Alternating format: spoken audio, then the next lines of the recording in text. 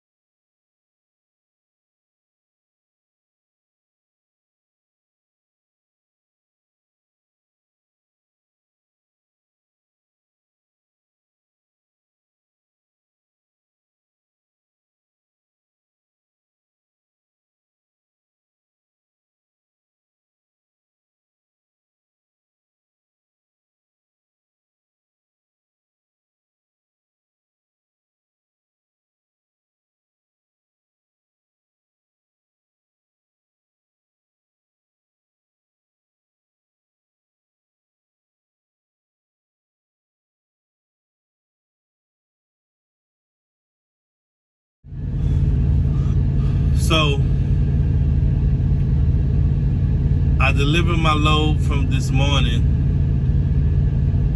and it was a beer load, I think it was. Yeah, I went to Budweiser. So I picked up yesterday, and I delivered it first thing this morning. The good thing about that place was my appointment wasn't until 11 a.m., but I got there around 7:30, 8 o'clock.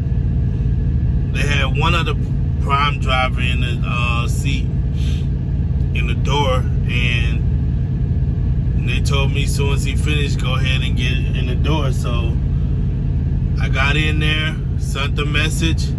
I always make sure you keep up with your dispatcher. That way, if they're trying to find you another load, you know you'll be able to get a load while you're getting unloaded and you're not just sitting there. So, of course, I did my arrival call. And I it asked if I dropped the trailer. Was it a reefer load? No, it was a dry load. No, I didn't drop the trailer. It was a live unload. So I did that, and then I wait patiently till it was my time to get in the dock.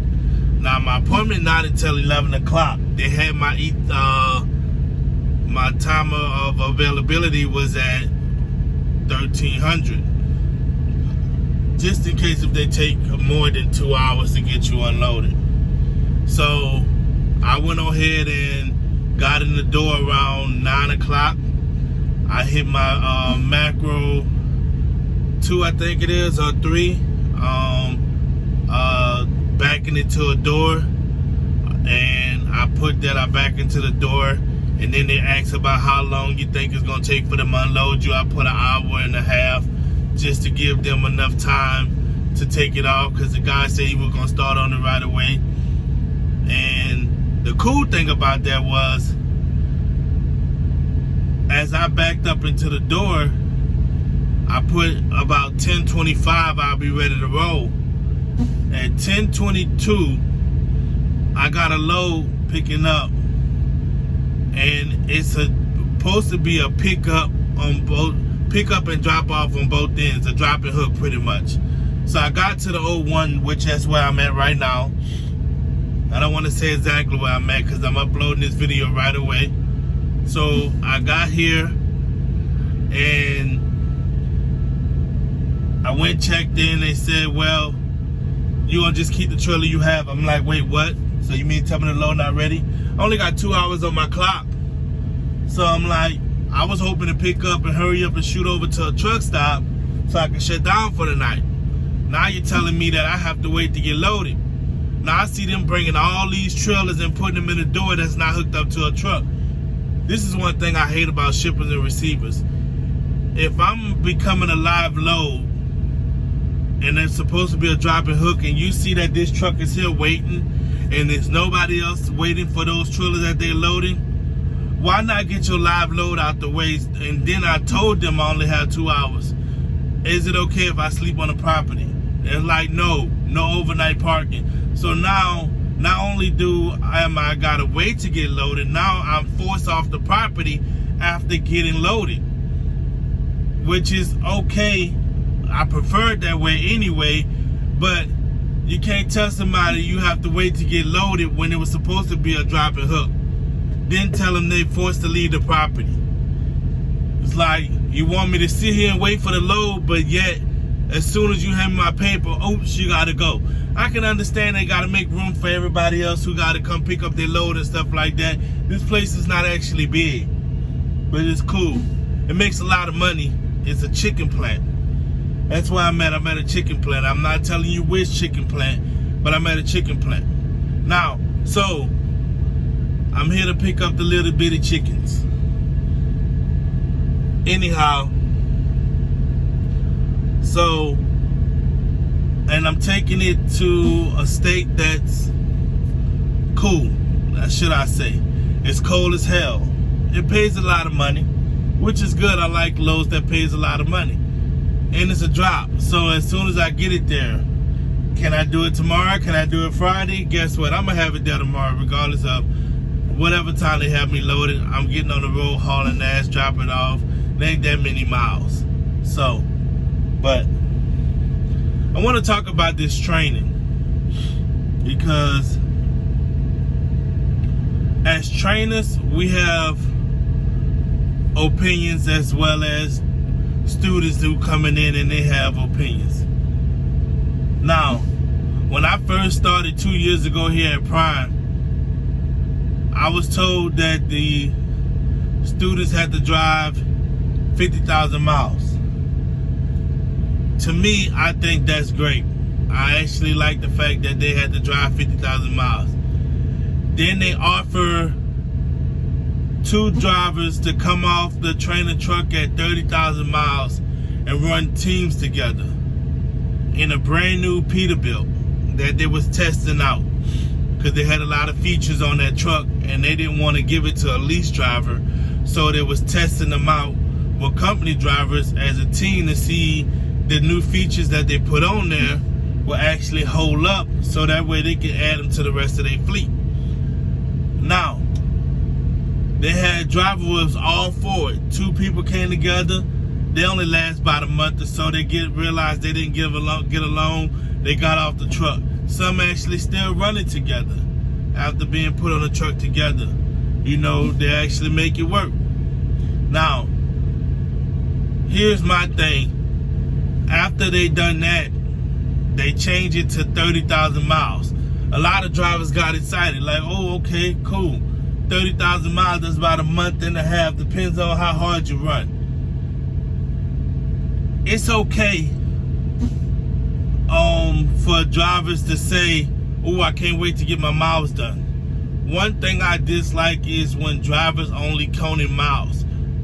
Students only counting miles. They're not learning anything. I have a lot of friends since I came back to Prime that I met in orientation that don't know how to do arrival calls because their trainer did it all.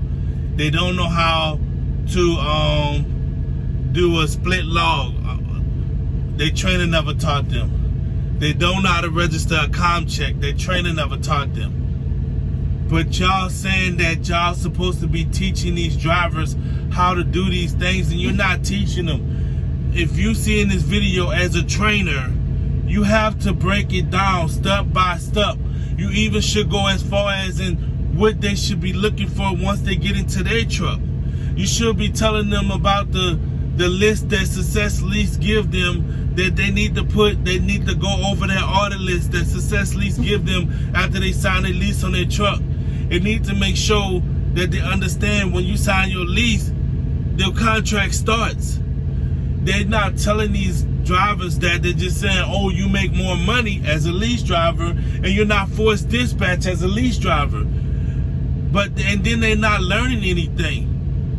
And it's like, you'd be like, well, what did your trainer teach me? Oh, he didn't teach me that. Or she didn't teach me that. And now they're figuring it out on their own. And this is why crime is bringing their miles back up to 50,000 miles because these drivers are not actually learning what they're supposed to be learning. How can you be a trainer and you're not breaking the steps down? You should have a list of what you need that student to do before you even ready to let them off of your truck. First, you need to treat them with respect, kindness, and honesty. Don't be rude to the drivers. Don't treat them like crap. Show them that they're capable of getting into their own truck. Treat them fairly. If you know that these drivers are running hard, what's wrong with either buying their lunch once every other day? Or what's wrong with giving them a few extra $100 if you're able to give it to them? I know we all have issues with finances or whatever the case may be. You may get into some money problems, but that still don't give you the right to become a trainer just for the money. Because if you're in it just for the money, you're in it for the wrong reason. Because you're not teaching these drivers anything. And then you wonder why they get out here and get in accidents. You wonder why they get out here and don't know how to back up into certain places. Or you wonder why they don't know how to blindside back. You should be teaching them all of these things. Show them what they need to know so they can be successful when they get out here on their own. And me personally, I think that they all should go through a winter weather with their trainer. I just want you guys to be successful out here. I want you to teach these guys the right thing to do when it comes down to driving an 18-wheeler, because this is not a joke. My family is out here on this road with you guys. My family is doing the same thing you guys are doing, is actually trying to survive. And if you sit up there and you come out there and you're not teaching these drivers what to do, guess what? They're not learning anything. Look, I just want y'all to know that I'm doing everything I can out here to become a trainer again. I have to wait until the end of this month before they send me back in. I will be back training, hopefully shortly. Get back on the train. Man, as always, this your boy Do It All, man. I'll be back with a video when I'm back with another video. You already know. Catch me on the next one.